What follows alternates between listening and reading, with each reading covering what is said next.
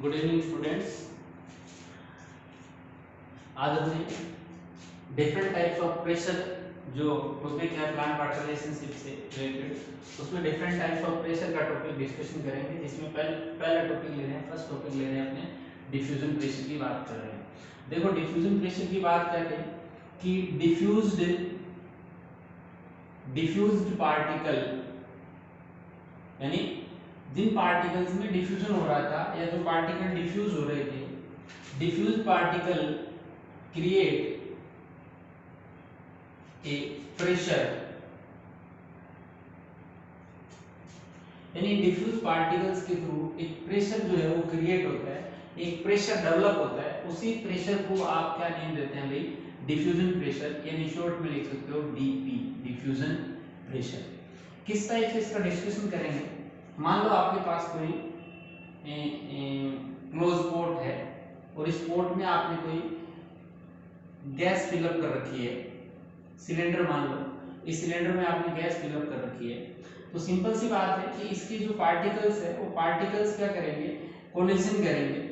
और कोलिजन क्यों करेंगे? वो अपने को पता है कि due to the presence of kinetic energy ये पार्टिकल्स कोलिजन करेंगे। और कोलिजन करेंगे यही पार्टिकल्स क्या करेंगे? इस सिलेंडर की वॉल जो है उस वॉल पे भी प्रेशर डेवलप करेंगे। यानी पार्टिकल्स की जब कोलिजन होगा आपस में, तो ऐसी सिचुएशन में ये इस वॉल पे, सिलेंडर की वॉल पे भी क्या है? प्रेशर, यानी मान लीजिए धक्का देंगे। उसी प्रेशर को आप लोग जनरली क्या नाम देते हैं? डिफ्यूजन प्रेशर देते हैं। तो डिफ्यूज्ड पार्टिकल, यानी जिन पार्टिकल्स में डिफ्यूजन हो रहा है वो क्या करेंगे? एक प्रेशर क्रिएट करेंगे। उसी प्रेशर को जनरली आप क्या नाम देते हैं? डिफ्यूजन प्रेशर नाम देते हैं। जब पूछ लेता है एग्जाम में कि डिफ्यूजन प्रेशर जो है वो कहाँ, डिफ्यूजन के अकॉर्डिंग मूवमेंट कहाँ से कहाँ मूवमेंट करेगा, पार्टिकल जो है मूवमेंट कहाँ से कहाँ करेगा, तो आप बोल सकते हो कि हाई डीपी यानी diffusion pressure to low DP, यानी जो पार्टिकल्स है मूवमेंट की कौन सी डायरेक्शन में करेंगे? High diffusion pressure to low diffusion pressure की डायरेक्शन में मूवमेंट करेंगे। दूसरा पॉइंट ये भी आता है कि when we add solute particle in solvent, then diffusion pressure of solvent will decrease। यानी ऐसी सिचुएशन में डिफ्यूजन प्रेशर जो होगा किसका? सॉल्वेंट का जो डिफ्यूजन प्रेशर होगा वो क्या हो जाएगा? डिक्रीज हो जाएगा। इट मींस आप लोग ये कह सकते हो diffusion pressure of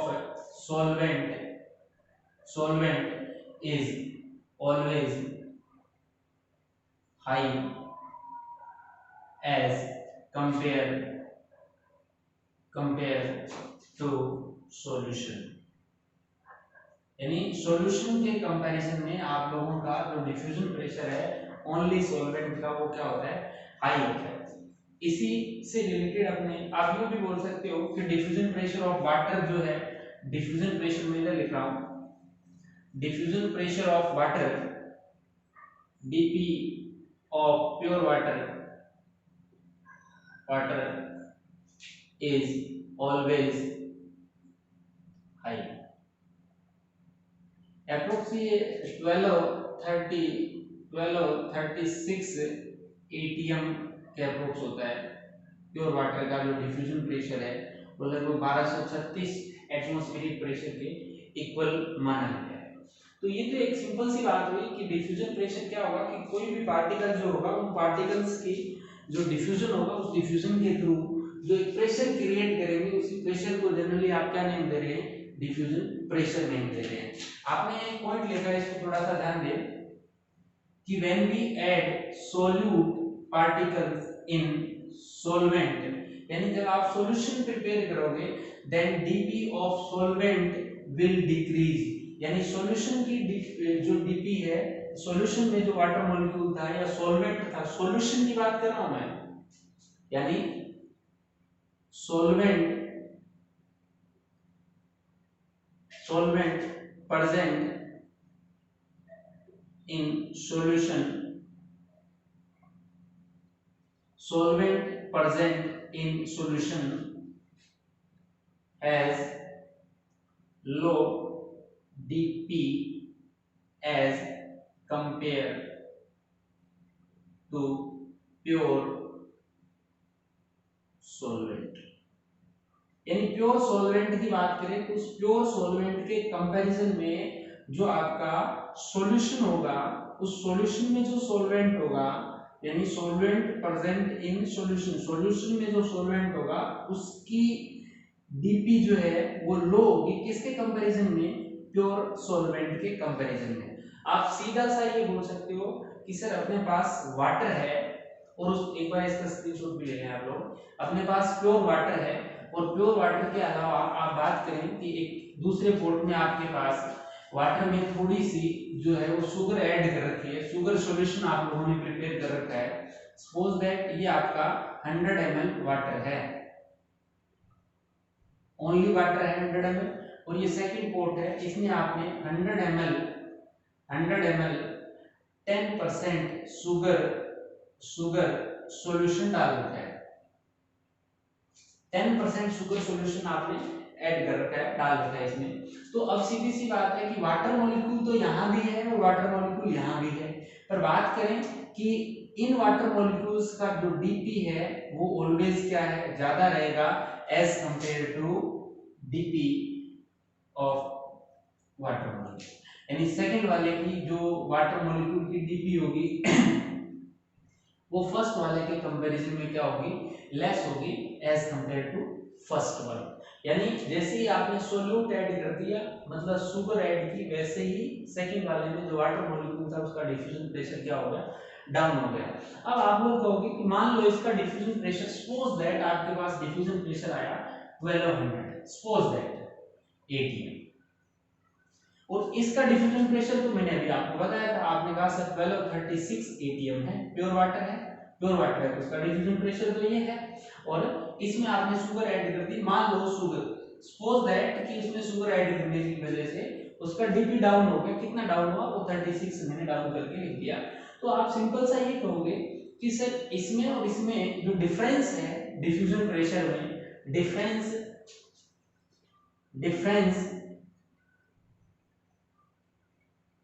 in dp of a and dp of b, ये जो दोनों की डिफ्यूजन प्रेशर में जो डिफरेंस है इसी को बोलते हैं, is known as dpd, dpd, यानी इसी को बोलते हैं आप diffusion pressure deficit,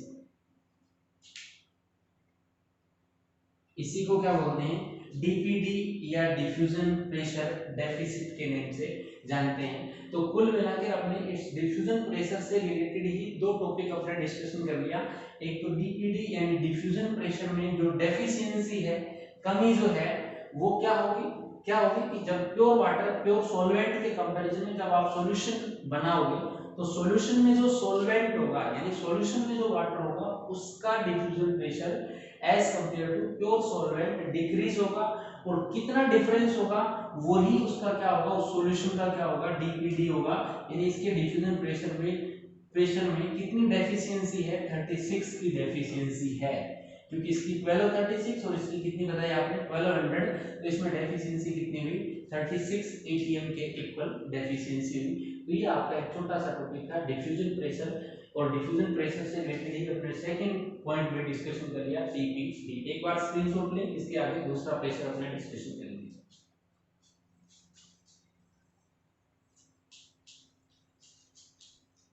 second pressure की बात करें वो है अपना ऑस्मोटिक प्रेशर या ओपी। ऑस्मोटिक प्रेशर या ओपी, ऑस्मोटिक प्रेशर यानी कि ओपी की बात करेंगे।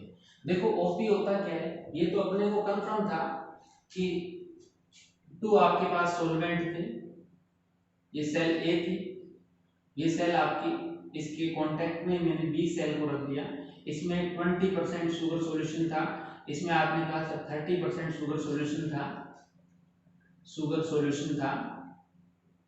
तो आपने कहा कि according to osmosis process water molecule or we can say solvent move from low concentration solution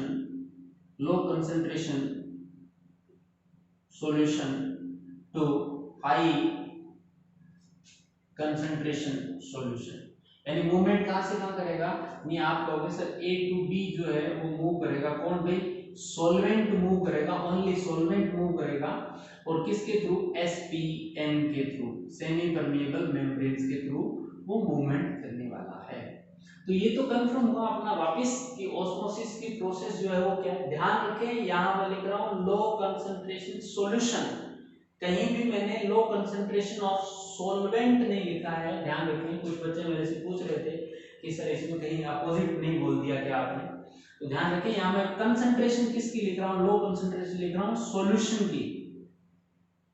और जो मैंने डेफिनेशन में लिखा था वो भी ये बताया था कि मूवमेंट कहां से कहां करेगा, या तो low concentration of solution to high concentration of solution, या फिर मैंने ये बोला था कि from its high concentration. Its high का मीनिंग था कि आप सिर्फ बात कर रहे हो सॉल्वेंट की, कि सॉल्वेंट यहाँ ज्यादा है क्योंकि 20% है तो सॉल्वेंट तो 80 मान लो यहाँ, और यहाँ 30% है तो सॉल्वेंट कितना हुआ, 70 हुआ, तो सॉल्वेंट आई कहाँ हुआ, ए में, तो ए से बी की तरफ मूवमेंट करेगा। तो एक सेम चीज है बट डेफिनेशन दोनों अलग अलग एग्जाम के अंदर पूछी जा सकती है। तो ऑस्मोसिस तो क्या था, ये था। अब सिंपल सी बात क्या हुआ कि water molecule A to B जाएगा, water molecule A to B जाएगा, तो जाने के बाद ये क्या करेगा, इसके अंदर कोई ना कोई प्रेशर होगा, उसी प्रेशर की वजह से वाटर मॉलिक्यूल इधर आ रहा होगा, यानी इसमें शुगर जो है वो हाई है, और इस हाई अमाउंट ऑफ शुगर या high amount of solute particles की वजह से water molecule A to B move कर रहा है, किसके थ्रू, एसपीएम के थ्रू। तो आपने कहा कि सर ये ओपी है क्या, यानी यही प्रेशर है जिसकी वजह से वाटर कहां से कहां जा रहा है, ए टू बी जा रहा है। तो इसको डिफाइन कैसे करेंगे आप लोग, इसको डिफाइन करने के लिए आप OP is the pressure, OP is the pressure, OP is the pressure developed in solution, developed in solution, ध्यान रखें OP is the pressure developed in solution when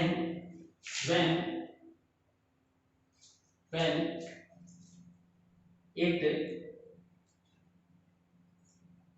separated by SPM from pure solvent लिख दूं, यानी सीधा सा meaning ये हुआ कि मान लें ये तो एक इक्वेशन थी मैंने ऑस्मोसिस की बताने के लिए, अब इसके लिए मैं यहाँ एक छोटा सा सेल जो है वो वापस डेवलप कर रहा हूं। मान लो ये प्योर सॉल्वेंट है और ये आपकी एसपीएम है, और ये आपके इसके कांटेक्ट में मैंने कोई सेल रख दी, इसमें 20% शुगर सॉल्यूशन है। कितने परसेंट है अभी, 20% शुगर सॉल्यूशन है। अब देखें आप लोग ये कहोगे ये प्योर वाटर है, मतलब इस कंपैरिजन में, इस सेल के कंपैरिजन में जो ए साइड में जो लिक्विड है उसकी कंसंट्रेशन जीरो है या उसकी कंसंट्रेशन बहुत कम है, मतलब ये कैसा हुआ, हाइपोटोनिक हुआ। कैसा सॉल्यूशन हुआ बेटा, हाइपोटोनिक सॉल्यूशन हुआ। और इधर वाला किस टाइप का है, क्योंकि इसमें सॉल्यूशन है ही कुछ ना कुछ, सॉल्वेंट है, इट मींस सॉरी कुछ ना कुछ सॉल्यूट पार्टिकल है, इट मींस इसकी कंसंट्रेशन ज्यादा और इसकी कंसंट्रेशन कम। तो सिंपल सी बात है, वाटर मॉलिक्यूल तो कहां से कहां जाना चाहिए, ए टू बी जाएगा ही जाएगा, बीच में मेम्ब्रेन कौन सी है, एसपीएम। तो आपने लिखा कि osmotic pressure developed in solution, यानी ये आपका सॉल्यूशन है और ये आपका प्योर सॉल्वेंट है। तो सॉल्यूशन में कोई प्रेशर डेवलप हुआ when it separated by SPM, यानी इस सॉल्यूशन को आपने सेपरेट किया किसके थ्रू, एसपीएम के थ्रू, फ्रॉम किससे किया, प्योर सॉल्वेंट से। यानी प्योर सॉल्वेंट को सॉल्यूशन को सेपरेट कर दोगे, उसके बीच में क्या लगा दोगे, एसपीएम लगा दोगे, तो उस एसपीएम की वजह से ऑस्मोसिस की प्रोसेस होगी और वाटर मॉलिक्यूल प्योर सॉल्वेंट से कहां जाएगा, सॉल्यूशन की तरफ जाएगा। किस प्रेशर से जाएगा उसी प्रेशर को आप लोग क्या बोल रहे हो, आप बोल रहे हो कि सर ये ऑस्मोटिक प्रेशर है। तो सिंपल सी बात है कि ऑस्मोटिक प्रेशर के लिए ओपी के लिए आप कह सकते हो, मान लो ये 20% होता। इसके अलावा आप लोग छोटा सा इधर एक एग्जांपल और देखें, मान लो ये प्योर सॉल्वेंट होता और यहाँ 50% शुगर सॉल्यूशन होता, तो बताएं कि वाटर मॉलिक्यूल इस कंडीशन में इधर स्पीड से जाएगा ए टू बी, या इस वाली सिचुएशन में ए टू बी स्पीड से जाएगा। तो आप कहोगे सर यहाँ कंसंट्रेशन ज्यादा है और इस वजह से वाटर मॉलिक्यूल यहाँ स्पीड से जाएंगे। स्पीड से जाएंगे मींस यहाँ कंसंट्रेशन ज्यादा होने की वजह से, यानी सोल्यूट पार्टिकल ज्यादा होने की वजह से ऐसा हुआ, यानी इसका प्रेशर ज्यादा है और इसका प्रेशर कम होगा। तो osmotic pressure directly proportional to the number of solute particles, यानी ऑस्मोटिक प्रेशर डायरेक्टली प्रोपोर्शनल है, किस चीज के डायरेक्टली प्रोपोर्शनल है भाई, ये आपके नंबर ऑफ सोल्यूट पार्टिकल्स के डायरेक्टली प्रोपोर्शनल है क्या, ऑस्मोटिक प्रेशर। तो जनरली एग्जाम्स में ये चीज पूछी जाती है, या फिर आप लोग इसको अदर वे से भी समझा सकते हो। थोड़ा सा एक तरीका और देखें इसको, इसका स्क्रीनशॉट ले लें पहले।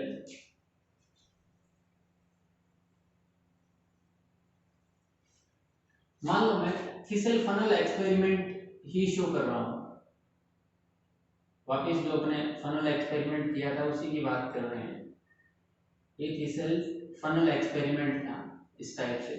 आपने कहा कि सर ये फनल थी जिसमें आपने शुगर सॉल्यूशन डाल रखा था, शुगर सॉल्यूशन था, और ये बाहर की तरफ जो था वो था आपका प्योर सॉल्वेंट, और ये आपकी जो थी वो SPN। तो सेम टू सेम ऑस्मोसिस की प्रोसेस होगी और एंडो ऑस्मोसिस होगा, यानी शुगर वाटर मॉलिक्यूल जो है वो आउटसाइडर जो सॉल्यूशन ले लें, या आउटसाइडर जो सॉल्वेंट है वो सॉल्वेंट से कहां जाएगा, इनसाइड जाएगा, शुगर सॉल्यूशन की तरफ जाएगा। बट जाएगा तो सिंपल सी बात है कि यहाँ वाटर लेवल भी क्या होना चाहिए, इंक्रीज होना चाहिए। बट आप बाहर से क्या कर रहे हो, आउटसाइड से आप इस पे एक प्रेशर या एक पिस्टन लगा देते हो। मान लो यहाँ आपने ये ब्लू कलर का मैं पिस्टन लगा रहा हूँ, इस पे ये पिस्टन लगा दिया, आप ऊपर से इसको प्रेशराइज कर रहे हो, प्रेशर डाल रहे हो इस पे, और कितना प्रेशर डाल रहे हो, प्रेशर विच इज अप्लाइड, यानी मैं यहां लिख रहा हूं, दूसरी डेफिनेशन लिख रहा हूं, प्रेशर अप्लाइड ऑन सॉल्यूशन। किस पे डाल रहे हो प्रेशर, सॉल्यूशन पे डाल रहे हो। Pressure applied on solution to prevent the entry of water through SPN। यानी आप क्या कर रहे हो, इतना प्रेशर लगाओ या जितना प्रेशर आपको रिक्वायर्ड होगा जो इस वाटर को अंदर जाने से रोक दे, यानी इसके लेवल को इंक्रीज होने से रोक दे, उसी प्रेशर को आप लोग क्या बोलोगे, ऑस्मोटिक नॉन एज OP। यानी दोनों कंडीशन में से कोई भी कंडीशन आप क्रिएट कर सकते हो। आप पहला तो ये कह सकते हो कि इसके अंदर कितना प्रेशर डेवलप हुआ जो वाटर को अंदर खींच रहा है, या जिसकी वजह से वाटर अंदर एंट्री कर रहा है, किसके थ्रू, SPM के थ्रू। या फिर ये बोल दोगे कि इसने कितना प्रेशर डेवलप किया, वो आप कैसे मेजर कर सकते हो, आप इसके ऊपर एक अपोजिट प्रेशर लगाएं जो वाटर की एंट्री को प्रिवेंट कर दे, और जितना प्रेशर आप लगाओगे उतने प्रेशर से इक्वल हो जाना चाहिए, बैलेंस हो जाना चाहिए। यानी मैंने यहाँ लिखा प्रिवेंट द एंट्री, रोकना चाहिए, ऐसा नहीं कि अंदर से बाहर निकाल दे। तो ऐसी सिचुएशन में आप इसको क्या बोलोगे, ऑस्मोटिक प्रेशर नेम दोगे। तो इस तरीके से भी आप बता सकते हो। इसी से रिलेटेड एक छोटा सा टॉपिक और आता है कि ऑस्मोटिक प्रेशर को आप मेजर कैसे करते हैं, मेजरमेंट ऑफ ऑस्मोटिक प्रेशर। इसका स्क्रीनशॉट ले लें, मेजरमेंट ऑफ ऑस्मोटिक प्रेशर। देखो ऑस्मोटिक प्रेशर को मेजरमेंट करने के लिए आप यूज करते हैं ऑस्मोमीटर। किसको यूज करते हैं, osmometer use to measure the osmotic pressure. Osmotic pressure को मेजर करने का फॉर्मूला भी है equal to ICRT। Osmotic pressure को मेजर करने का फॉर्मूला भी आप लिख सकते हैं। और ये फॉर्मूला कई बार एग्जाम में डायरेक्टली पूछ लेता है।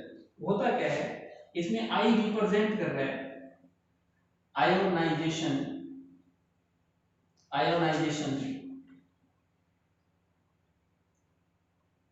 Constant, ionization coefficient, C represent कर रहा है concentration of solution, R represent कर रहा है नेचुरल गैस कांस्टेंट, और टी रिप्रेजेंट कर रहा है आपका टेम्परेचर को, और ये भी किसमें, केल्विन में टेम्परेचर को रिप्रेजेंट कर रहा है। सिंपल सी बात है, आयोनाइजेशन कोफिशिएंट जो है वो आप किसका लोगे, ये कह रहा है कि generally for electrolyte more than 1 होता है, एंड फॉर नॉन इलेक्ट्रोलाइट के लिए 1 होता है। मोर देन 1 तो किसके लिए होगा, इलेक्ट्रोलाइट्स के लिए, और नॉन इलेक्ट्रोलाइट्स के लिए क्या होगा, 1 होगा। जैसे सोडियम क्लोराइड है, इलेक्ट्रोलाइट है, तो उसके लिए ये इसका कोफिशिएंट का मान क्या आएगा, मोर देन 1 आएगा। यानी सोडियम फॉर एग्जांपल आप लिख सकते हो NaCl के लिए कितना है, ये 2 आता है, कितना है, 2 आता है। तो आप इस फॉर्मूले को यूज करके जनरली ऑस्मोटिक प्रेशर को कैलकुलेट भी कर सकते हो। बस पूछा नहीं जाता है, एग्जाम में पूछा जाएगा, सिर्फ फॉर्मूला पूछा जाएगा, नेचुरल गैस कांस्टेंट, या फिर आप लोगों का टेम्परेचर जो केल्विन में कंसंट्रेशन, और आई किसको रिप्रेजेंट कर रहा है, आयोनाइजेशन कोफिशिएंट को रिप्रेजेंट कर रहा है। तो ये आपका एक छोटा सा ऑस्मोटिक प्रेशर का भी टॉपिक कंप्लीट हुआ, इसका भी स्क्रीनशॉट ले लें। इसी से रिलेटेड एक टॉपिक और आता है, मैं यहाँ लिख रहा हूँ, वो आता है रिवर्स ऑस्मोसिस, या जनरली घरों में इसको यूज करते हैं RO, रिवर्स ऑस्मोसिस की बात कर लेते हैं। रिवर्स ऑस्मोसिस क्या है वो देखें। मान लो आपके पास 2 टाइप्स ऑफ, या यूं मान लें कि इधर सॉल्यूशन A था, सॉल्यूशन A 20% था, और ये आपका सॉल्यूशन B था, सॉल्यूशन B ये 30% था। नॉर्मल ऑस्मोसिस का रूल क्या कह रहा था, नॉर्मल ऑस्मोसिस का रूल कह रहा था कि वाटर मॉलिक्यूल मूव करेगा from low concentration solution to high concentration of solution, यानी 20 to 30 जाएगा। बट प्रॉब्लम क्या हुई कि आपने इस साइड से प्रेशर अप्लाई कर दिया, इस पे एक्सटर्नल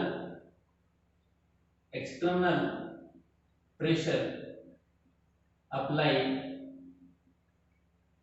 ऑन सॉल्यूशन बी वाले पे एक एक्सटर्नल प्रेशर अप्लाई कर दिया, which is more than OP, और ये भी कितना प्रेशर, ऑस्मोटिक प्रेशर से भी ज्यादा है, क्योंकि ऑस्मोटिक प्रेशर के इक्वल लगाते हैं तो water molecule A to B नहीं जाते, रुक जाते हैं, और कुछ भी नहीं होता, वाटर मॉलिक्यूल की एंट्री जो है वो रुक जाती है। क्योंकि आप यही तो कह रहे हो कि प्रिवेंट करने के लिए जो प्रेशर अप्लाई करते हैं उसको तो क्या बोलते हैं, ऑस्मोटिक प्रेशर बोलते हैं। बट आपने तो कहा कि जो प्रेशर लगाया वो विच is more then osmotic pressure से ज्यादा था। अब आप इधर से और ज्यादा जबरदस्ती धक्का दोगे तो सिंपल सी बात है कि इधर से वाटर मॉलिक्यूल किधर जाना स्टार्ट कर देंगे, रिवर्स जाना स्टार्ट कर देंगे, from B to A। So water molecule start move from B to A, और ये B to A जाएंगे, तो इस प्रोसेस को आप क्या बोल दोगे, this process known as reverse osmosis. यानी RO जो अपना वर्क करता है वो इसी प्रोसेस पे वर्क कर रहा है। यानी आप एक साइड से जहां वाटर मॉलिक्यूल जाने चाहिए कि उस साइड से आप हाई प्रेशर अप्लाई करते हो, जिसकी वजह से वाटर मॉलिक्यूल जो है वो वापस किसकी तरफ जाना स्टार्ट कर देते हैं, A की तरफ जाना स्टार्ट कर देते हैं। इसी को आप क्या बोलते हैं, रिवर्स ऑस्मोसिस और RO की कंडीशन देते हैं। इस ऑस्मोटिक प्रेशर से रिलेटेड कुछ बातें और आती है, उनको भी देखें, थोड़ा सा फैक्चुअल बातें हैं। कैसे पूछ सकता है एग्जाम के अंदर। कई बार आपको एग्जाम में वो कुछ पार्ट दे देता है, कुछ पार्ट मान ले कि आपको प्लांट दे देगा,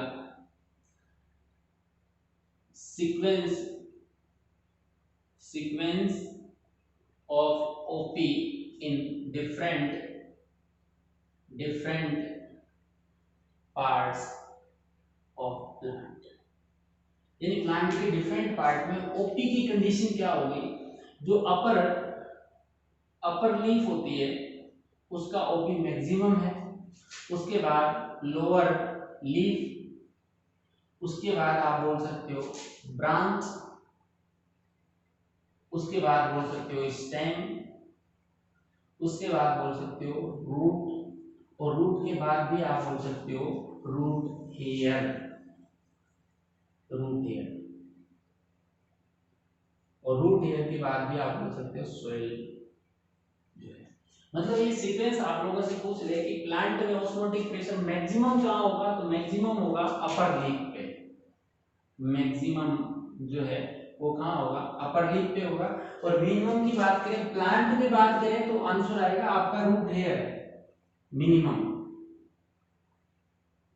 और आप लोगों को सीधा पूछ ले उसमें सोइल भी ऑप्शन हो, तो फिर आप लोगों को क्या आएगा, उस क्वेश्चन में प्लांट नहीं दिया होगा, वो आपको सीधी कंडीशन देगा कि कौन से पार्ट में मैक्सिमम है, किस में लो है। और प्लांट का पूछ लेगा तो प्लांट में आपको रूट हेयर सेल करना है, क्योंकि सोइल कभी भी प्लांट का पार्ट नहीं, इस बात को ध्यान रखिए। इसी टाइप से आप लोगों से सीक्वेंस पूछ सकता है। एक आपके प्लांट जो है वो हेलोफाइट्स होते हैं, हेलोफाइट्स जानते हो आप लोग कौन से हेलोफाइट्स है, आप बताएं कमेंट करके मेरे को। उसके बाद जीरोफाइट्स, जीरोफाइट्स को भी आप लोग अच्छी तरह से जानते हैं, अपने राजस्थान के हैं सब लोग।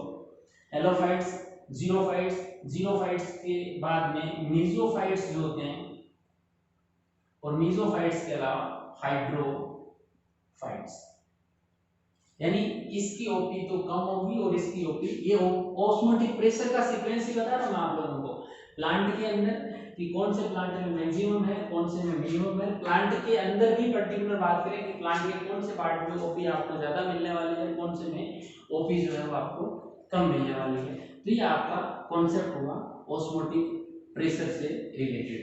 ऑस्मोटिक प्रेशर जैसे जैसे आप लोग क्या ऐड करते जाओगे, सोल्यूट पार्टिकल ऐड करोगे, वैसे वैसे सॉल्यूशन का ऑस्मोटिक प्रेशर क्या हो जाएगा, इंक्रीज होता जाएगा। तो ये अपना 2 टाइप्स ऑफ प्रेशर अपने डिस्कशन किया। आज एक डिफ्यूजन प्रेशर किया, दूसरा ऑस्मोटिक प्रेशर किया। इसके अलावा turgor pressure and wall pressure जो है नेक्स्ट टॉपिक नेक्स्ट क्लास में लेंगे। Thank you.